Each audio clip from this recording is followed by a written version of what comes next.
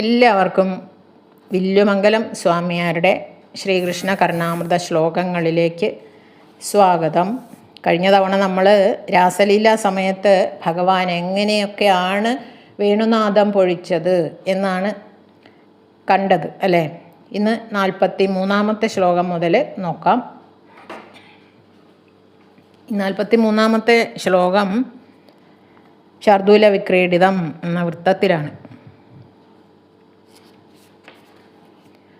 അഗ്രേ ദീർഘതരോയമർജുനതരുസ്തസ്യാഗ്രതോ വർത്തിനി സാഘോഷം സമുപൈതി തൽപരിസരേ ദേശേ കളിന്ദാത്മജാ തസ്യാസ്തീരതമാലകാനനതലേ ചക്രം ഗവാം ചാരയൻ ഗോപഃ ക്രീഡതി ദർശയിഷ്യതി സതേ പന്ഥാനമവ്യാഹതം. ഈ പാന്തന്മാരോട് പറയുകയാണ്, ഈ പോണ വഴിയുണ്ടല്ലോ, ഈ മുന്നിൽ കാണുന്ന ഈ വഴി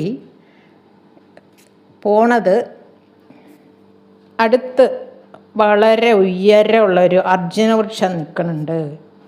ഇവിടെ കുറച്ചങ്ങോട്ട് മുമ്പോട്ട് പോയാൽ അവിടെ വലിയൊരു അർജുനവൃക്ഷം നിൽക്കുന്നുണ്ട്. അർജുനവൃക്ഷം എന്ന് പറഞ്ഞാൽ മരുതുമരം. അതിൻ്റെ അരികിൽ കൂടെയാണ് ഈ വഴി പോണത്. അതിൻ്റെ ആ വൃക്ഷത്തിൻ്റെ സമീപത്തു കൂടി അങ്ങനെ കാളിന്തി നദി അങ്ങനെ പ്രവഹിക്കുന്നുണ്ട്. കളകളാരവം പൊഴിച്ചുകൊണ്ട് ശബ്ദ കോലാഹലങ്ങളോടെ കാളിന്തി നദി അങ്ങനെ പ്രവഹിക്കുന്നുണ്ട്. പിന്നെ കാളിന്തിയുടെ തീരത്ത് പച്ചിലമരക്കാട്ടിൽ പശുക്കളെ മേച്ചുകൊണ്ട് ഒരു ഗോപബാലനും നിൽക്കുന്നുണ്ട് എന്നാണ് പറയണത്. പശുക്കൂട്ടത്തെ മേച്ചുകൊണ്ട് ഒരു ഗോപബാലൻ അവിടെയൊക്കെ ഇങ്ങനെ കളിക്കുന്നുണ്ട്. ആ ഗോപൻ നിങ്ങൾക്ക് നേരായ വഴി ലക്ഷ്യത്തിലെത്താനുള്ള അപകടമില്ലാത്ത വഴി കാണിച്ചു തരും എന്നാണ്. എല്ലാ മനുഷ്യരും പരിപൂർണ സുഖമായിട്ടുള്ള മുക്തിപദം ആണ് തേടിപ്പോകുന്ന യാത്രക്കാരാണ് നമ്മളെല്ലാവരും. മുക്തി മോക്ഷം എന്ന് ആഗ്രഹിക്കുന്ന ആളുകളാണ് നമ്മളെല്ലാവരും. അപ്പോൾ അതിൽ നിന്ന് വഴി മാറാതെ ആ ഒരു ലക്ഷ്യത്തിലെത്താൻ ഈ ഗോപാലബാലൻ നമ്മളെ സഹായിക്കും എന്നാണ് പറയണത്. മുക്തിമാർഗത്തെ, മോക്ഷലബ്ധിക്കുള്ള മാർഗത്തെ ചൂണ്ടിക്കാണിച്ചുകൊണ്ട് ആണ് നിൽക്കുന്നത്. അങ്ങോട്ട് നോക്കൂ എന്നാണ് പറയണത് വില്ലുമംഗലം. ശ്രീകൃഷ്ണനെ ഭജിച്ചാൽ ആ ഭഗവാൻ ആ മുക്തിമാർഗം അവിടെ എത്താനുള്ള നല്ല വഴി നമുക്ക് കാണിച്ചു തരും എന്ന് താല്പര്യം. ഇനി വൈകുന്നേരം ഗോപന്മാരുടെ കൂടെ പശുക്കളെയൊക്കെ മേച്ച് വൈകുന്നേരം ആകുമ്പോൾ മടങ്ങി വരുന്ന ആ ഒരു കൃഷ്ണൻ്റെ രൂപമാണ് ഇവിടെ വർണ്ണിച്ചിട്ട് കവി ആ ഒരു രൂപത്തെ നമസ്കരിക്കുകയാണ്. അത് നോക്കാം. അത് വസന്തതിലകം വൃത്തത്തിലാണ്. ഗോധൂളിധൂസരിതകോമളഗോപവേഷം ഗോപാലബാലകശതൈരനുഗമ്യമാനം സായന്തനേ പ്രതിഗൃഹം പശുബന്ധനാർത്ഥം ഗച്ഛന്ത്യമച്യുതശിശും പ്രണതോസ്മി നിത്യം. 100 കണക്കിന് ഗോപാലന്മാർ ഉണ്ട്. മുമ്പിൽ കൃഷ്ണനുമുണ്ട്. അപ്പം സായന്തനെ സന്ധ്യാസമയത്ത് സന്ധ്യാവുന്നതിൻ്റെ മുമ്പേ ഈ വീടുകളിൽ കൂടി പശുക്കളുടെ കുളമ്പടി കൊണ്ട് പൊങ്ങിയ ആ പൊടിയുണ്ടല്ലോ, ആ പൊടി പറ്റി മുടിയും ദേഹവും ഒക്കെ ആകെ മലിനമായ ദേഹത്തോട് കൂടിയ കുട്ടികളാണ് ഈ വരുന്നത്. അനവധി ഗോപാലന്മാർ പിന്നാലെ വരുന്നുണ്ട്, കൃഷ്ണൻ മുമ്പിലുണ്ട്.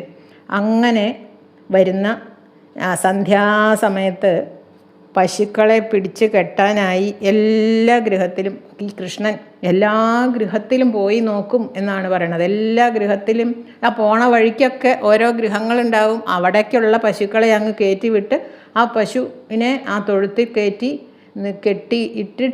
നിർത്തിയിട്ടേ പോവുള്ളൂ കൃഷ്ണൻ എന്നാണ് പറയണത്. അങ്ങനെയുള്ള ആ ശിശുവിനെ ഞാൻ നിത്യം നമസ്കരിക്കുന്നു എന്നാണ് ഈ ശ്ലോകത്തിൽ പറയണത്. എല്ലാ ഗോപഗൃഹങ്ങളിലും ഉണ്ടല്ലോ പശുക്കൾ. എല്ലാ പശുക്കളും എത്തിയില്ലേ, എല്ലാവരുടെയും പശുക്കളെ തൊഴുത്തിൽ കയറ്റിയില്ലേ എന്ന് ഉണ്ണികൃഷ്ണൻ ചെന്ന് നോക്കും എന്നാണ് താല്പര്യം. പിന്നെ ഒരു ധ്വനി പറയണത് ബ്രഹ്മാവിൻ്റെ ഗോവത്സ അപഹരണത്തെ സൂചിപ്പിക്കുന്നതും ഈ ഒരു ശ്ലോകം അതും സൂചിപ്പിക്കുന്നുണ്ട് എന്ന് പറയുന്നു. അടുത്ത ശ്ലോകം ഭഗവാനെ പലതരത്തിൽ ഭഗവാന്റെ ഗുണങ്ങൾ വർണ്ണിക്കുകയാണ്. എങ്ങനെയൊക്കെയാണ് ഭഗവാൻ, ഏതൊക്കെ ഗുണങ്ങളോട് കൂടിയ ആളാണ് എന്നാണ് പറയുന്നത്. നിധിം ലാവണ്യാനാം നിഖില ജഗദാശ്ചര്യനിലയം നിജാവാസം ഭാസാം നിരവധിക നിശ്രേയസരസം സുധാധാരാസാരം സുകൃതപരിപാകം മൃഗദൃശാം പ്രപദ്യേ മാംഗല്യം പ്രഥമമധിദൈവം കൃതധിയാം. ഓരോരോ ഗുണങ്ങളാണ് ഭഗവാനുള്ളത്. ഭഗവാൻ സൗന്ദര്യത്തിൻ്റെ ഇരിപ്പിടമാണ്. പിന്നെ എല്ലാ ആശ്ചര്യപ്രവൃത്തികളുടെയും വിളനിലമാണ്. പിന്നെ തേജസ്സുകളുടെ ജന്മഭൂമിയാണത്രേ. പിന്നെ മോക്ഷപ്രദനാണ് എന്ന് നമുക്ക് വേറെ പറയണ്ടല്ലോ. വാക്കിലെങ്ങനെ അമൃതരസം പൊഴിക്കുന്നവനാണ്. ഒരു വാക്ക് മൊഴിഞ്ഞിട്ടുണ്ടെങ്കിൽ അതിൽ അമൃതാണ്. അത്രയും സ്നേഹമായിട്ടാണ് വാക്കുകൾ പറയുന്നത് എന്ന്. പിന്നെ ഗോപികളുടെ സുഹൃതമാണ്, ഗോപികമാരുടെ സുഹൃത പരിപാകാണ് എന്നാണ് പറയുന്നത്. പിന്നെ സുഹൃതികളുടെ ദൈവതമാണ്, അതിദൈവതമാണ്, വേറൊരു ദൈവം അവർക്കില്ല. പിന്നെ മംഗളപ്രദനും ആണ്. അങ്ങനെയുള്ള ഈ ശ്രീകൃഷ്ണ ഭഗവാനെ ഞാൻ ശരണം പ്രാപിക്കുന്നു എന്നാണ് ഈ ശ്ലോകത്തിൻ്റെ താല്പര്യം.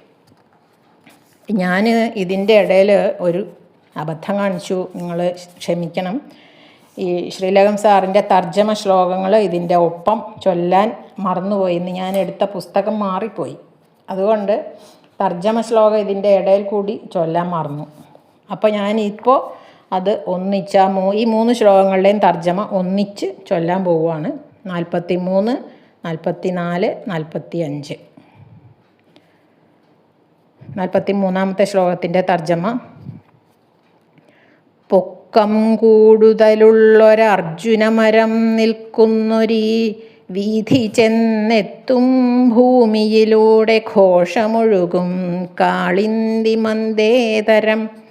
കാളിന്തി തടഭൂവിൽ പച്ചിലവനത്തിൽ ഗോക്കളെ മേച്ചിടും ഗോപൻ മോക്ഷപഥം നമുക്കു വരമായി കാട്ടിത്തരുന്നെൻ സഖേ.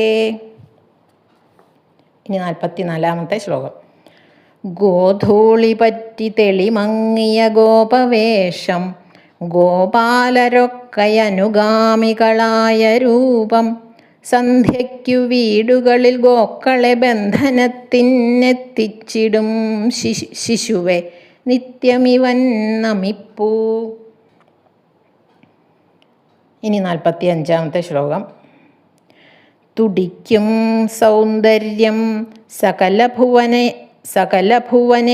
അത്ഭുതമയം നിധാനം തേജസ്സിനമൃതസമമാം വാണിയരുളും വ്രജസ്ത്രീ സൗഭാഗ്യം വരഗതി തരും ദൈവതമവൻ ജഗത്തിനാധാരം സകലമനുജർക്കാശ്രയമവൻ. ഇത് ശിഖരിണി എന്നുള്ള വൃത്താണ്.